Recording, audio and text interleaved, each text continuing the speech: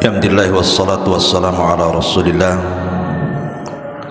wa ala alihi wa sahbihi wa mawalah wa la hawla wa la quwata illa billahi wa ba'du. Alhamdulillah, segala puja dan puji hanya milik Allah tabaraka wa ta'ala. Salawat dan juga salam kita iringkan selalu kepada Rasul kita Nabi besar Muhammad sallallahu alaihi wasallam. Pembahasan di pagi hari ini kita akan membahas tentang siapa malaikat maut. Apa tugasnya? Apakah kemudian malaikat maut juga bisa meninggal? Bagaimana kondisi malaikat maut di akhirat? Ma'asyiral muslimin yang dimuliakan Allah Subhanahu wa taala. Kafa bil mauti wa'ida. Kata Nabi sallallahu alaihi wasallam, cukuplah dengan kematian itu ada pelajaran yang besar yang kita petik di dalamnya. Makanya dikatakan oleh Al-Imam At-Taimi rahimahullahu taala, syai'ani qata'a ladzatad dunya. Dua perkara yang bisa memutuskan kelezatan dunia: dzikrul mauti wa dzikrul wukuf baina yadayillahi azza wa jalla. Pertama, mengingat kematian, dan yang kedua, mengingat bahwa kita akan dihadapkan di hadapan Allah Subhanahu wa taala. Dan berkata juga para ulama salaf yang lainnya, man aktsara dzikral mauti akramahu Allahu bi thalathin. Siapa yang banyak mengingat dengan kematian, maka Allah akan muliakan dengan tiga perkara. Bita'jilit taubati. Pertama, dia akan menyegerakan bertobat. Wa qanaati fil qalbi. Dia akan senantiasa redha dalam hatinya. Wa nasyati fil ibadati. Dan dia akan rajin melakukan ibadah. Tetapi sebaliknya, wa man nasiyal mauta aqabahu Allahu bi thalathin. Tapi kalau dia melupakan adanya kematian, maka dia akan diazab dengan tiga perkara: bitaswifit taubati, dengan menunda-nunda taubat; wa tarkir ridha bil qalil, dia tidak senang dengan pemberian Allah yang sedikit; wa takasulin fil ibadati, dan dipastikan dia malas beribadah. Ma'asyiral muslimin yang dimuliakan Allah azza wa jal, kullu nafsin dha'iqatul maut. Setiap jiwa pasti mati.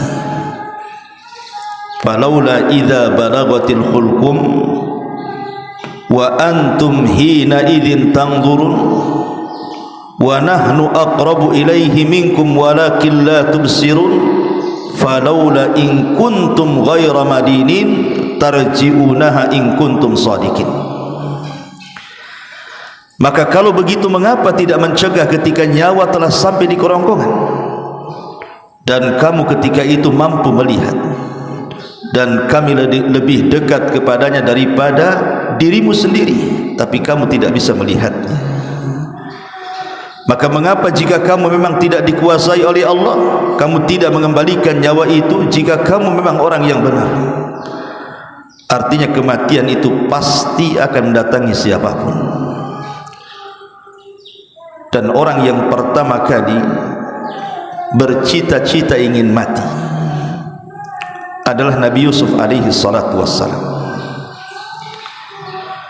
Disebutkan dari Ibnu Abbas radhiyallahu anhuma, awwalu nabiyyin sa'alallah al-mauta Yusuf. Yang pertama kali dari kalangan para nabi yang meminta kepada Allah tentang kematian adalah Nabi Yusuf. Dan itu disyaratkan di dalam firman Allah surah Yusuf ayat 101, Rabbi qad ataitani minal mulki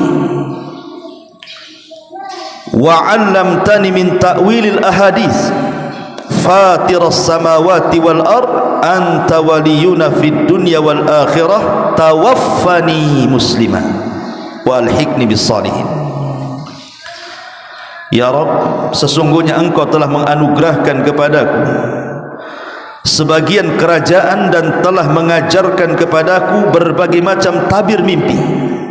Ya Rabb, Engkau pencipta langit dan bumi, Engkaulah pelindungku di dunia dan akhirat.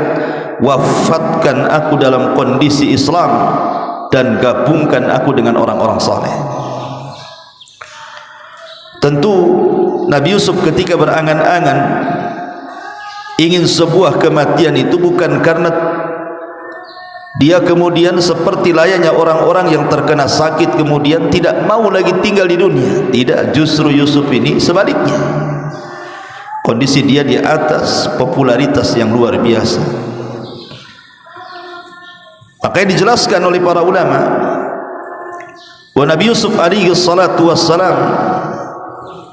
dia ingin bersyukur kepada Allah subhanahu wa ta'ala dengan adanya dunia yang ada di hadapannya, sehingga ketika itu dia meminta kepada Allah subhanahu wa ta'ala jangan sampai dunia ini memfitnah dirinya. Makanya dia minta kepada Allah untuk diwafatkan dalam kondisi muslim dan juga digabungkan dengan orang-orang saleh. Ma'asyiral muslimin yang dimuliakan Allah azza wa jalla, setiap kita pasti mati, dan di sana ada malaikat yang disebut dengan malakul maut. Disinilah cerita dimulai. Siapa malakul maut ini? Ma'asyiral muslimin yang dimuliakan Allah azza wa jalla, sebagian ahli kitab menyebut kalimat malakul maut dengan Israel, tetapi nama Israel tidak ada dalam Quran, tidak juga ada dalam hadis Nabi sallallahu alaihi wasallam. Israel ini diambil dari Israiliyat, dari perjanjian lama, terdapat dalam Taurat. Maka yang dijelaskan oleh Syekh Albani rahimahullahu taala ketika memberikan catatan kepada kitab At-Tahawiyah, Aqidah Tahawiyah. Apa kata Syekh Albani rahimahullahu taala? Wa nu'minu bimalakil maut al-muwakkal biqabdi arwahil alamin. Dan kita beriman dengan adanya malaikat maut yang memang ditugaskan oleh Allah untuk mencabut nyawa setiap manusia. Kemudian dia mengatakan, amma tasmiyatuhu bi Israil, adapun penamaan malaikat maut dengan Israil itu, kama huwa syai, sebagaimana yang menyebar bainan nas, fala aslalahu, tidak ada dasar dari Quran ataupun sunnah, innama huwa minal Israiliyat. Kalimat Israel ini muncul diambil dari kisah-kisah Israiliyat. Dan ini juga penukilan daripada Ibnu Katsir dalam kitabnya Al-Bidayah wa Nihayah, di mana Ibnu Katsir mengatakan, wa amma malakul mauti falaysa bimusarrahin bismihi fil Qur'ani wala fil ahadisis sihah, wa qad jaa tasmiyatuhu fi ba'dil athar bi Israil. Kata Ibnu Katsir dalam kitabnya Bidayah wa Nihayah, adapun malaikat maut maka tidak ada penjelasan yang jelas dalam Al-Quran, tidak pula dalam hadis Nabi SAW yang sahih tentang penamaan Israel itu. Tapi ada beberapa asar yang mengatakan seperti itu. Ya, bisa saja kita katakan Israel kalau menurut versi Israiliyat. Tetapi kita sebagai umat penganut Al-Quranul Karim, maka kita cukup katakan malakul maut. Selesai. Berdasarkan Allah subhanahu wa ta'ala berfirman di banyak ayat dalam Al-Quran, Qul yatawaffakum malakul mautil ladzi wukkila bikum summa ila rabbikum turja'un. katakanlah, malaikat maut yang diserahi untuk mencabut nyawamu akan mematikan kamu, kemudian kepada Tuhanmu kamu akan dikembalikan. Di sini Allah mengatakan malakul maut, bukan Israel. Ma'asyiral muslimin yang dimuliakan Allah Subhanahu wa taala. Lalu apa tugas malaikat maut ini? Tugas malaikat maut ya sebagaimana namanya, malaikat kematian. Artinya tugasnya adalah mencabut nyawa. Sejak kapan dia ditugaskan untuk mencabut nyawa? Al-Imam Ibnu Katsir rahimahullahu taala dalam kitabnya Al-Bidayah wa Nihayah, beliau menyebutkan beberapa asar berkenaan tentang penciptaan atau awal penciptaan Adam alaihi salatu wassalam. Jadi ketika Adam alaihi salatu wassalam diciptakan, sebelum diciptakan, maka Allah utus Jibril untuk datang ke bumi, kemudian mengambil sebagian tanah yang ada di bumi. Tiba-tiba kemudian bumi menolaknya dan mengatakan, a'udzu billahi mink, aku berlindung kepada Allah darimu wahai Jibril, anyahlah kau dari sini, jangan kau ambil satu tapak bumi pun, katanya, karena aku benci kalau seandainya makhluk yang akan diciptakan dari aku sebagian mereka masuk neraka. Maka Jibril kemudian faraja'a wa lam ya'khud, dia kembali kepada Allah dan tidak berhasil mengambilnya. Kemudian dia mengatakan, Rabbi innaha a'adzat bika, sesungguhnya bumi itu berlindung kepadamu ya Rabb. Maka Allah kemudian mengutus Mikail. Tiba-tiba Mikail juga sama ditolak oleh bumi.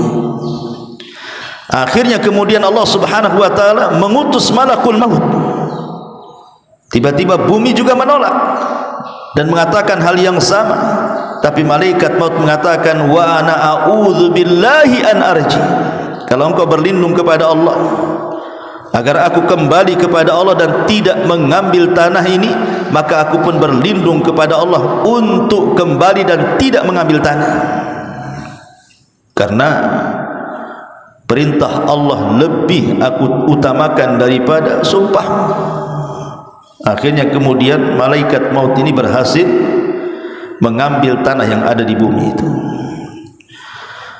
Kemudian setelah dia mengambil tanah itu, maka kemudian dia melaporkan tentang bumi, dan kemudian Allah mengatakan, karena engkau sudah berhasil mengambil tanah dari bumi untuk menciptakan Adam alaihi salatu wassalam, maka engkaulah yang berhak kelak mencabut Adam dan seluruh anak keturunannya. Ini riwayat memang dicantumkan oleh Imam Ibnu Katsir di dalam kitabnya Bidayah wa Nihayah. Akan tetapi riwayat-riwayat seperti ini bukan riwayat-riwayat yang terdapat dalam kitab-kitab Islam, tidak ada. Tetapi ini riwayat-riwayat Israiliyat. Makanya sebagian para ulama melemahkan riwayat ini. Ma'asyiral muslimin yang dimuliakan Allah Subhanahu wa taala, kita tahu bahwa satu malaikat maut itu memiliki kekuatan yang tidak bisa ditandingi oleh siapapun dari jin ataupun manusia. Tidak ada yang bisa melawan malaikat maut. Satu malaikat maut, apalagi malaikat maut itu bukan satu malaikat tetapi awan, rombongan ya. Tetapi begitulah Allah Subhanahu wa taala menciptakan malaikat ini memiliki kekuatan melebihi jin. Lihat Al-Imam Ibnu Utsaimin rahimahullahu taala ketika menceritakan tentang kisah Nabi Sulaiman, ketika Allah mengatakan, ya ayyuhal mala'u ayyukum ya'tini bi arsyiha qabla an ya'tuni muslimin. Kata Sulaiman di hadapan jin dan juga manusia, siapa yang bisa memindahkan arsy Ratu Balqis dari Yaman kemari, katanya. Qala ifritun minal jin, tiba-tiba ifrit dari jin mengatakan, ana atika bihi qabla an taquma min maqamik, aku bisa mendatangkan istana itu sebelum kau berdiri di singgasanamu. Kemudian dia mengatakan, wa inni alaihi laqawiyyun amin, saya kuat, bisa dipercaya untuk itu, katanya. Tetapi tiba-tiba berdirilah seorang manusia dan mengatakan, qala alladhi indahu ilmun minal kitab ana atika bihi qabla an yartad ilaika tarfuka. Tiba-tiba ada seorang manusia, ada yang mengatakan namanya Asif ibn Barkhiyah, ada yang mengatakan wallahu a'lam, orang saleh, mengatakan, ya Sulaiman, aku bisa lebih daripada itu. Sebelum matamu berkedip, kupastikan istana itu sudah sampai di hadapan. Lihat dari sini, siapa yang kuat, manusia atau jin? Manusia lebih kuat. Jin, dia mendatangkan istana sebelum Sulaiman berdiri, tapi manusia bisa mendatangkan istana sebelum Sulaiman berkedip, menunjukkan manusia sebenarnya lebih kuat dibandingkan jin. Ketika manusia lebih kuat dibandingkan jin, tapi manusia kalah dengan malakul maut. Tidak ada manusia yang mampu melawan malakul maut. Idza jaa ajaluhum la yastakhiruna sa'atan wa la yastaqdim. Kalau sudah datang ajalnya, tidak mungkin maju, tidak mungkin mundur, pas waktunya. Siapapun dia, mau para nabi, para rasul, para syuhada, orang-orang saleh, semua tidak bisa melawan malakul maut. Dari sini pendalilannya, kalau jin tidak lebih kuat daripada manusia, sementara manusia tidak lebih kuat daripada para malaikat, berarti malaikat memiliki kekuatan melebihi jin dan juga manusia. Ma'asyiral muslimin yang dimuliakan Allah Subhanahu wa taala, dalam akidah ahli sunnah wal jamaah, kita meyakini bahwa malaikat maut itu ada, dan itu berdasarkan beberapa dalil dalam Quran. Kita akan baca. Pertama, dalam surah As-Sajdah ayat 11, Allah mengatakan, kul yatawaffakum malakul mautil ladzi wukila bikum thumma ila rabbikum turja'un. Katakanlah, malaikat maut yang diserahi untuk mencabut nyawamu akan mematikan kamu, kemudian kepada Tuhanmu kalian dikembalikan. Kemudian dalam surah Al-An'am ayat 61 Allah katakan, hatta idza jaa ahadakumul maut tawaffathu rusuluna wa hum la yufarritun. Allah mengatakan, sehingga ketika datang kepada salah seorang di antara kalian kematian, maka malaikat-malaikat kami yang mencabut nyawanya, dan mereka tidak pernah lalai dari tugasnya. Dan Allah juga katakan dalam surah Al-An'am ayat 93, walau tara idz zalimuna fi ghamaratil maut wal malaikatu basitu aydihim akhriju anfusakum. Alangkah dahsyatnya sekiranya kamu melihat di waktu orang-orang zalim berada dalam tekanan sakaratul maut, sedang para malaikat memukul dengan tangannya sambil berkata, keluarlah nyawamu. Kemudian juga Allah mengatakan dalam surah Al-Anfal ayat 50, walau tara id yatawaffa alladhina kafaru al malaikatu yadribuna wujuhahum wa adbarahum wa dhuqu adzabal hariq. Dan sekiranya kamu melihat ketika para malaikat maut mencabut nyawa orang-orang kafir sambil memukul wajah dan punggung mereka, seraya berkata, rasakanlah olehmu siksa neraka yang membakar. Kemudian Allah juga katakan dalam surah An-Nahl ayat 28 sampai 32, alladzina tawaffahumul malaikatu zalimi anfusihim, sampai kepada alladzina tawaffahumul malaikatu tayyibina yaquluna salamun alaikum udkhulul jannah bima kuntum ta'malun. Orang-orang yang dicabut nyawanya oleh para malaikat dalam keadaan berbuat zalim kepada diri mereka, mereka menyerahkan diri sambil berkata, kami tidak pernah mengerjakan satu kejahatan pun, sampai malaikat mengatakan, pernah, sesungguhnya Allah mengetahui apa yang telah kalian kerjakan. Kemudian Allah ulang juga dalam surah An-Nisa 97-nya, innal ladzina tawaffahumul malaikatu zalimi anfusihim qalu fima kuntum qalu kunna mustad'afina fil ardh. Sesungguhnya orang-orang yang dicabut nyawanya oleh malaikat maut dalam keadaan menzalimi diri mereka, mereka para malaikat bertanya, bagaimana kamu ini? Qalu, mereka mengatakan, alam takun ardullahi wasiyah, bukankah bumi Allah itu luas? Kemudian dalam surah Muhammad ayat 27 Allah mengatakan, fa kaifa idza tawaffathumul malaikatu yadribuna wujuhahum wa adbarahum. Maka bagaimana nasib mereka apabila malaikat maut mencabut nyawa mereka, memukul wajah dan punggung mereka, dan begitu seterusnya. Quran sudah tegas menjelaskan bahwa tugas malaikat maut adalah mencabut nyawa, dan mereka adalah malakul maut, bukan Israel. Ma'asyiral muslimin yang dimuliakan Allah Subhanahu wa taala.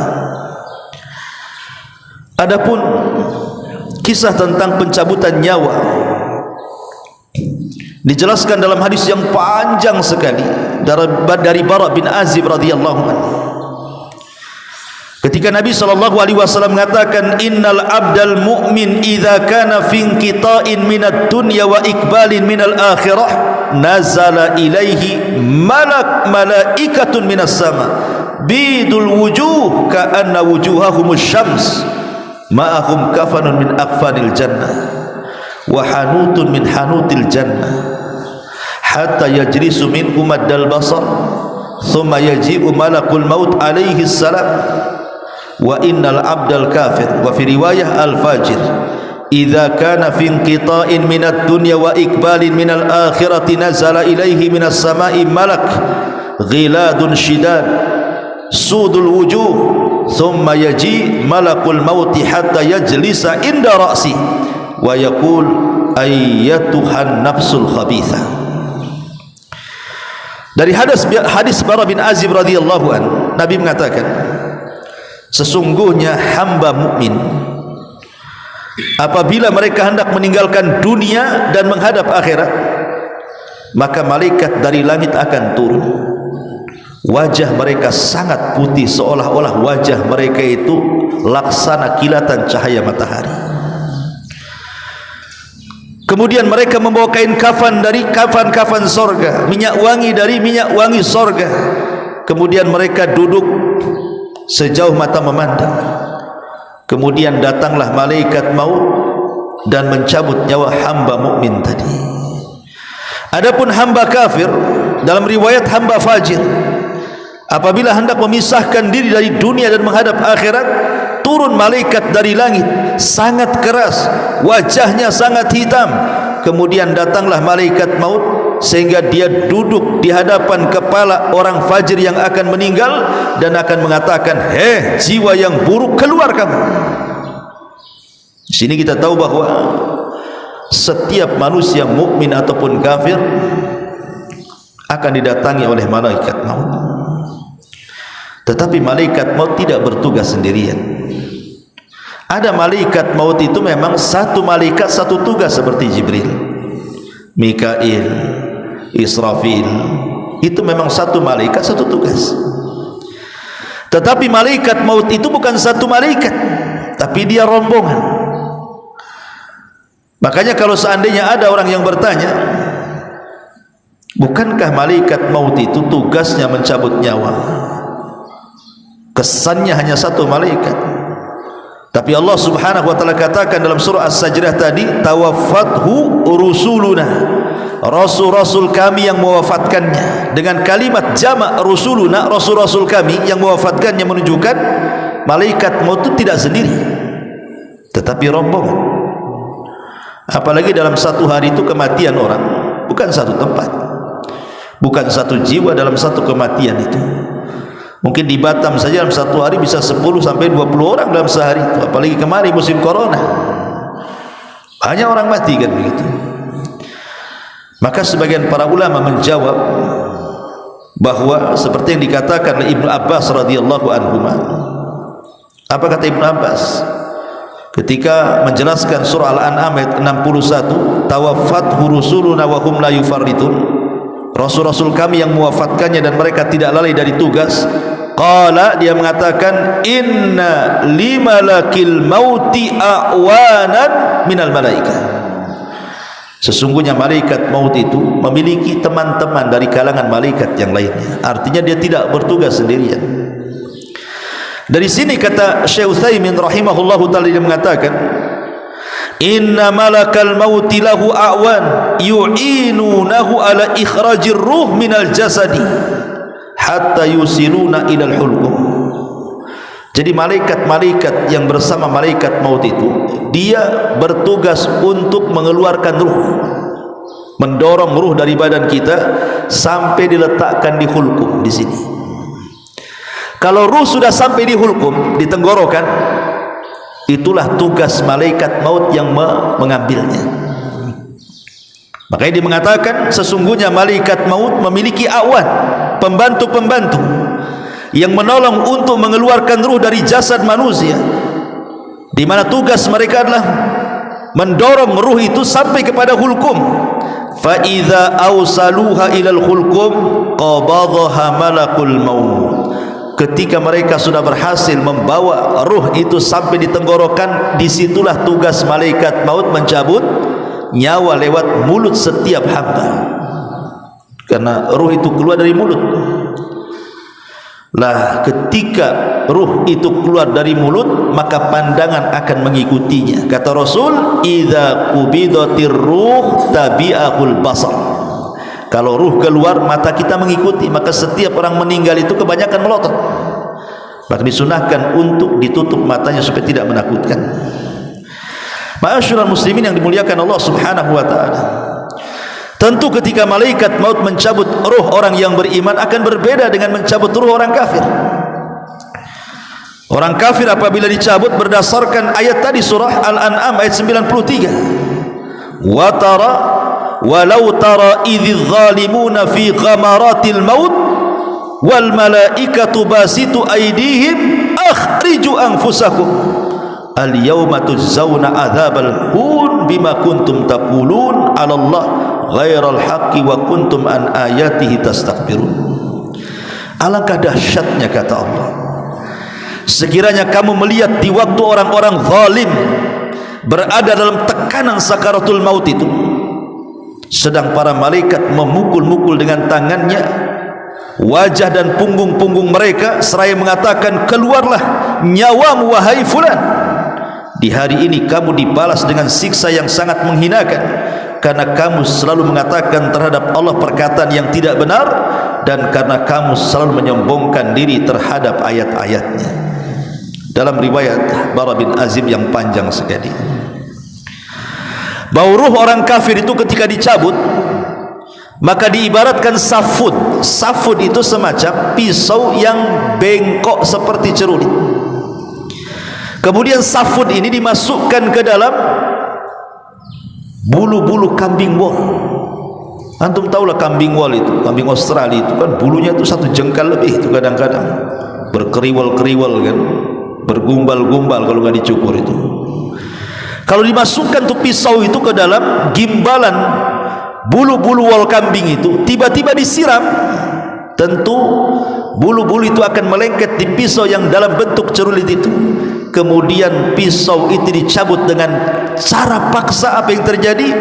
Akan merontokkan bulu-bulu kambing itu. Kata Rasul, begitulah nyawa ruhnya orang kafir ketika dicabut malaikat maut, akan merontokkan semua persendian dan tulang-tulang, sehingga dia akan berteriak kesakitan yang tidak ada yang tahu rasa sakitnya kecuali Allah subhanahu wa ta'ala. Tapi ruhnya seorang mukmin maka akan dipanggil dengan panggilan yang baik, sebagaimana hadis Abi Hurairah radhiyallahu anhu. Maka malaikat maut akan mengatakan, ukhruji ayyatuhan nafsut thayyibah kanat fil jasadit thayyibah ukhruji hamidatan wabshiri bi rauhin wa raihan wa rabbun ghaira ghadban. Wahai jiwa yang tenang, wahai jiwa yang baik, keluarlah dari jasad yang baik, keluar dengan cara terpuji, dan berbahagialah engkau akan mendapatkan wewangian dari sorga, dan engkau akan menghadap Rabb yang tidak sedang murka. Dan Allah katakan dalam Al-Quran, ya ayyatuhan nafsul mutmainnah irji'i ila rabbiki radiyatan mardiyah. Wahai jiwa yang tenang, keluarlah kepada keridhaan Allah subhanahu wa ta'ala. Ma'asyiral muslimin yang dimuliakan Allah Subhanahu wa taala, di antara tugas malaikat maut adalah menghabarkan kabar gembira yang baik kalau yang meninggal adalah seorang mukmin. Dan itu disebutkan dalam surah Fussilat ayat 30. Allah mengatakan apa? Innal ladzina qalu Rabbuna Allah thumma istaqamu tatanazzalu alaihimul malaikatu alla takhafu wa la tahzanu wa abshiru bil jannati allati kuntum tu'adun. Orang-orang yang mengatakan Rabb kami Allah kemudian istiqamah, maka akan turun para malaikat kepadanya. Ada yang mengatakan malaikat maut dan teman-temannya, kemudian mengatakan jangan takut, jangan sedih, berbahagialah karena surga sudah dijanjikan kepadamu. Jadi terkadang tugas malaikat maut adalah menghabar gembirakan kepada kematian seorang mukmin, tapi dia akan membawa kabar buruk kepada kematian orang kafir dan fasik.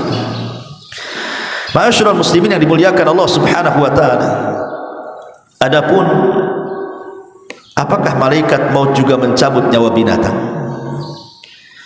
Apakah tugas malaikat maut juga mencabut nyawa binatang? Apakah hanya dia mencabut nyawa manusia saja? Ada sebuah hadis yang mengatakan ajalul bahaim kulluha minal kummali wal baragis wal jarradi wal khayli wal bighali wad dawabi kulliha ajaluha fit tasbih fa idza qada tasbihuha qabadallahu arwahaha wa laysa limalakil mauti min dhalika syai'un. Batas waktu binatang-binatang ini, baik kutu ataupun sejenis binatang-binatang yang merayap, kecoa dan yang semacamnya, termasuk juga belalang, kemudian kuda, kemudian bigol dan semua hewan-hewan, maka ajal mereka setelah habisnya mereka bertasbih. Maka apabila mereka selesai bertasbih sebagaimana perintah Allah, maka Allah akan mencabut ruh-ruh semua binatang dan tidak ada kait-mengait dengan malakul maut. Artinya Allah cabut secara langsung, tapi sayang hadis ini maudhu, hadis ini palsu. Karena Imam Al-Qurtubi rahimahullahu taala ketika menukilkan perkataan Imam Malik rahimahullahu taala, Imam Malik ditanya soal kematian binatang, apakah kematian binatang itu ada ikut campur tangan malaikat maut? Kata Imam Malik, apakah binatang itu memiliki nyawa? Alaha nafsu. Jadi dia balik bertanya kepada orang yang bertanya ini. Jadi orang bertanya mengatakan, ya Imam, apakah binatang-binatang itu juga dicabut oleh malaikat maut? Maka Imam Malik mengatakan, alaha nafsu. Bukankah binatang punya nyawa? Maka orang bertanya ini mengatakan, na'am, ya, mereka punya nyawa. Maka Imam Malik mengatakan, malakul mauti yaqbidu arwaha. Kalau begitu berarti malaikat maut juga ada ikut campur tangan mencabut nyawanya. Karena Allah mengatakan, Allahu yatawaffal anfus hina mautiha. Allah yang mewafatkan jiwa ketika saatnya dia meninggal, dan Allah perintahkan malaikat maut untuk mencabutnya.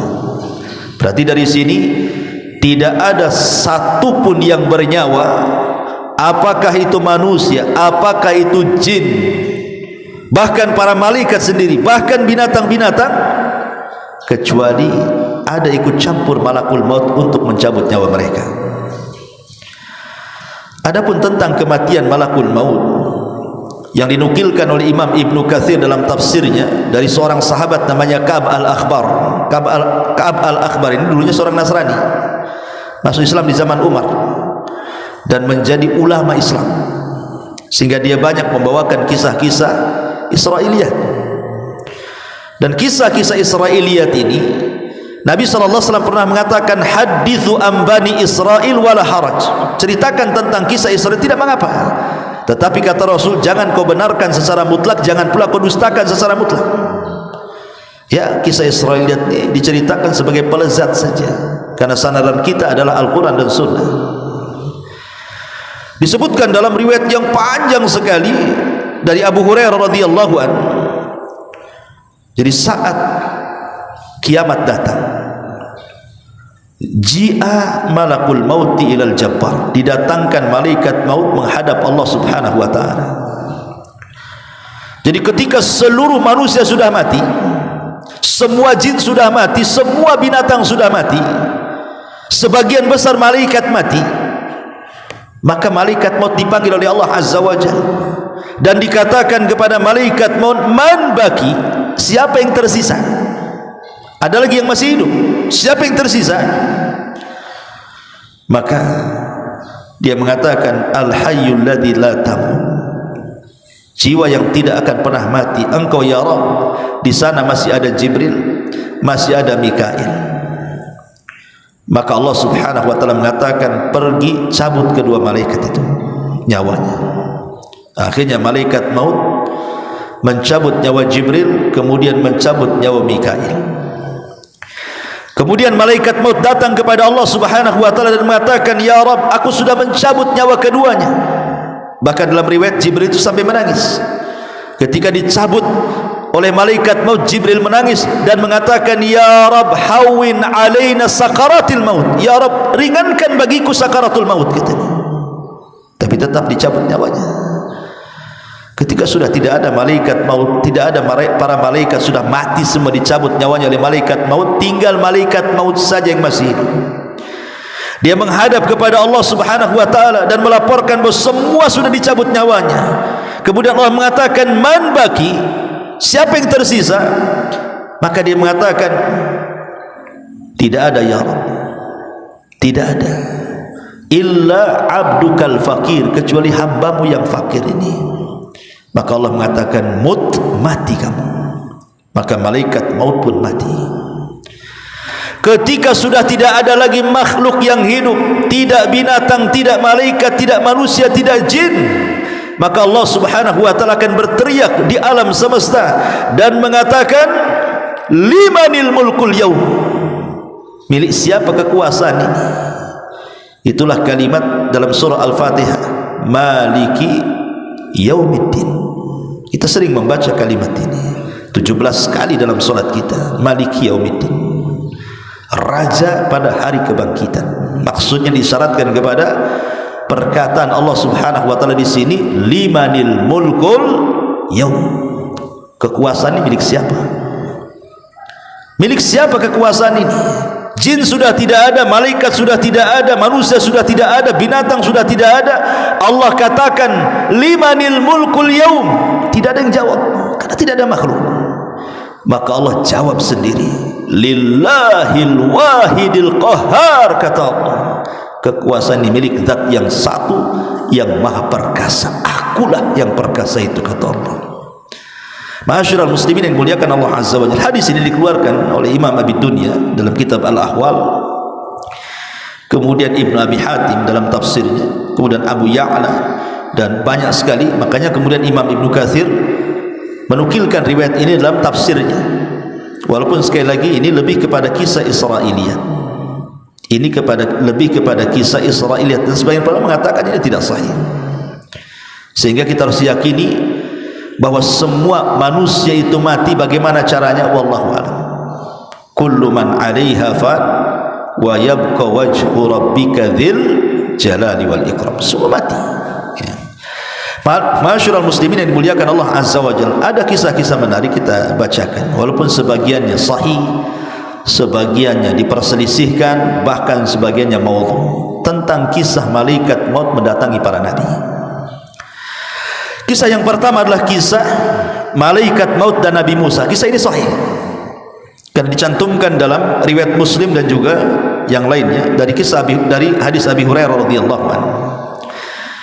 Ja'a malakul maut ila Musa, malaikat maut datang kepada Nabi Musa dan mengatakan, ajib rabbaka, penuhilah panggilan Tuhan wahai Musa. Maksudnya kau sudah sampai waktu wafatmu. Falattama Musa alaihi salam aina malakil maut, marah Musa, ditampar pula malaikat maut, keluar matanya. Malaikat maut tampar sama Musa Karena ketika itu malaikat maut dalam bentuk manusia masalahnya. Kalau dia datang dalam bentuk malaikat maut tidak bisa ditampar. Dia mendatangi Nabi Musa dalam bentuk manusia. Ketika dia mengatakan seperti itu, ajib rabbaka, Musa, penuhi panggilan Rabbmu, kau harus mati hari ini katanya. Ya Musa emosi lah dibilang begitu. Ditampar malaikat maut itu, keluar biji matanya. Faraja'al malak ila Allah, maka malaikat maut akhirnya melapor kepada Allah dan mengatakan, ya Rabb, innaka arsaltani ila abdin laka la yuridul maut. Ya Rabb, kau utus aku kepada hamba yang tak mau mati. Cemana pula ni katanya. Maka Allah subhanahu wa ta'ala mengatakan, setelah kemudian mengembalikan kedua matanya, maka Allah mengatakan, irji ila abdi, datang kau lagi kepada hambaku Musa, faqul, dan katakan, al hayata turid, fa idza kunta turidul hayat fadha yadaka ala matni thawri fama tawarat yaduka min sya'ratin fa innaka ta'isu biha sanatan. Maka Allah mengatakan kepada malaikat maut, kembali kepada hambaku dan sampaikan kepadanya, apakah engkau terus menginginkan kehidupan? Jika engkau masih menginginkannya, letakkan tanganmu pada punggung sapi jantan. Satu bulu yang kau tutupi tanganmu itu, maka engkau akan hidup 1 tahun. Jadi kalau seandainya kita letakkan begini tangan kita di sapi jantan, rupanya bulu yang ditutupi tangan itu anggaplah ada 100 bulu, berarti setiap 1 bulu dihitung 1 tahun. Ya. Maka Musa berkata, lalu apa setelah ini? Qala fal'ana min qarib rabbi amitni minal ardil muqaddasati ramyata bihajarin. Qala Rasulullah sallallahu alaihi wasallam, wallahi law anni indahu la ara'aitukum qabrahu ila janibit tariq indal kathibil ahmar.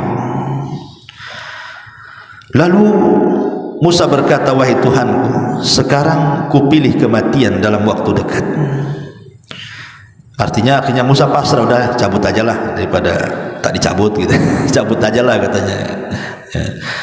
Kemudian Nabi SAW menyampaikan keinginannya, matilah aku dekat tanah suci Baitul Maqdis sedekat lemparan batu.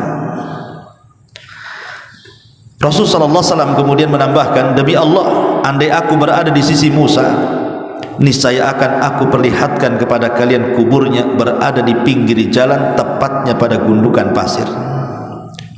Hadis ini sahih kan, riwayat Muslim. Tapi masalahnya di sana ada riwayat yang berbeda.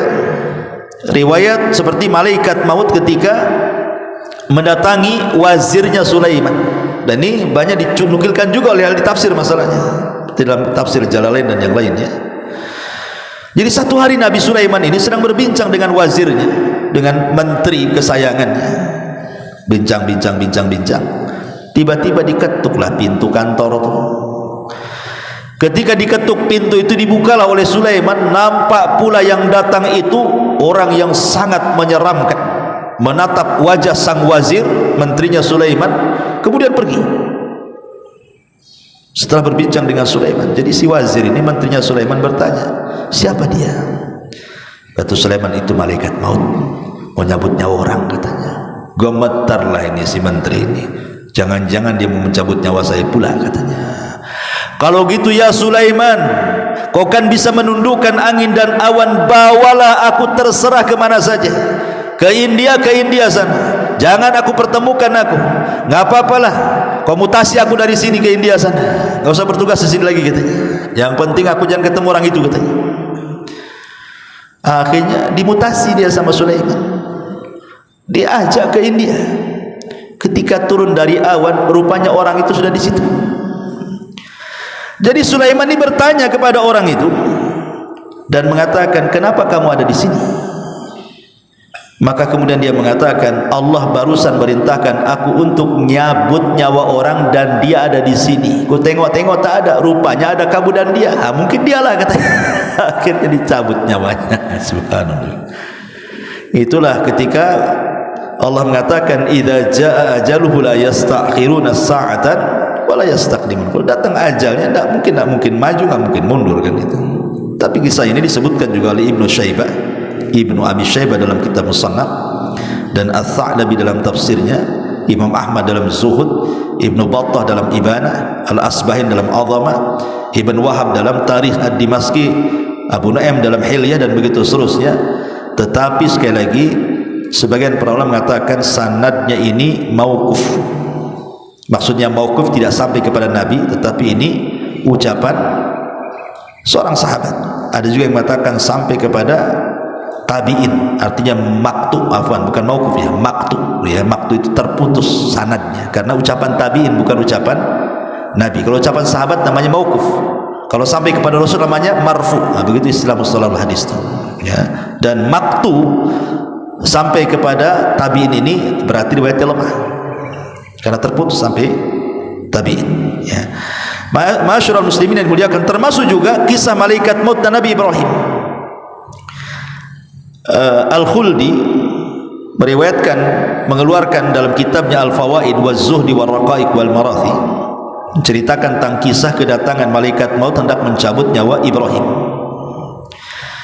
Jadi malaikat maut ini datang kepada Ibrahim dan mengatakan, "Ya Ibrahim, Allah memerintahkan aku untuk mencabut nyawamu." Maka Ibrahim mengatakan kepada malaikat itu, "Bagaimana mungkin? Bagaimana pendapatmu? Khalilan yaqrahu bagaimana pendapatmu? Ra'aita khalilan yaqbidu ruha khalilihi." Bagaimana pendapatmu wahai malaikat maut? Ini Khalil itu maksudnya Allah Subhanahu wa taala, sang kekasih mau mencabut kekasihnya. Macam mana pula katanya? Saya kan kekasih Allah. Masa sang kekasih mencabut nyawa kekasihnya katanya? Harusnya kan disayang kekasih itu, bukan dicabut nyawanya, kata Ibrahim. Tetapi kemudian malaikat maut ini kembali kepada Allah dan mengatakan, Ya Rabb, Ibrahim ngomong macam mana sang kekasih mencabut nyawa kekasihnya katanya. Maka Allah mengatakan, cabut nyawanya. Akhirnya malaikat maut mencabut nyawanya. Sanadnya maqdhub. Hadis ini palsu, tidak ada sanadnya ya. Kemudian juga malaikat maut, pernah satu hari malaikat maut itu dia tertawa, menangis, kaget. Ini kisah lain lagi nih ya. Jadi satu hari itu malaikat itu pernah tertawa, pernah menangis, pernah kaget dia. Dikisahkan tentang dialog Allah dengan malaikat maut.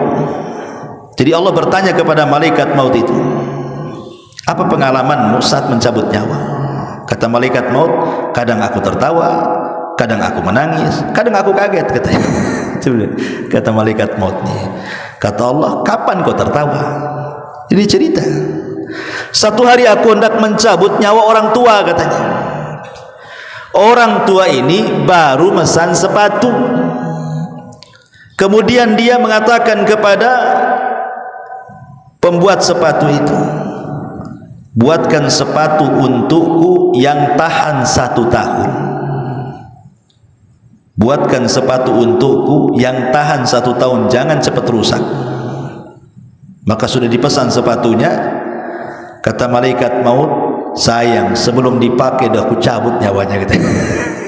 Belum pun dipakai sepatu itu, sudah aku cabut nyawanya. Aku tertawa, kata malaikat maut. Kasihan dia, udah pesan setahun pula, udah mati duluan gitu. Kemudian, "Kapan aku menangis?" "Kapan kau menangis?" kata Allah. Kemudian malaikat maut mengatakan, "Saat aku mencabut nyawa seorang wanita. Ketika itu dia sedang menyusui anaknya di tengah padang pasir. Ketika itu aku memandang bayinya. Kalau seandainya aku cabut nyawa wanita ini, lalu siapa yang merawat bayinya? Dia sendirian di padang pasir. Aku pun menangis kasihan, tapi tetap ku cabut karena perintah Allah.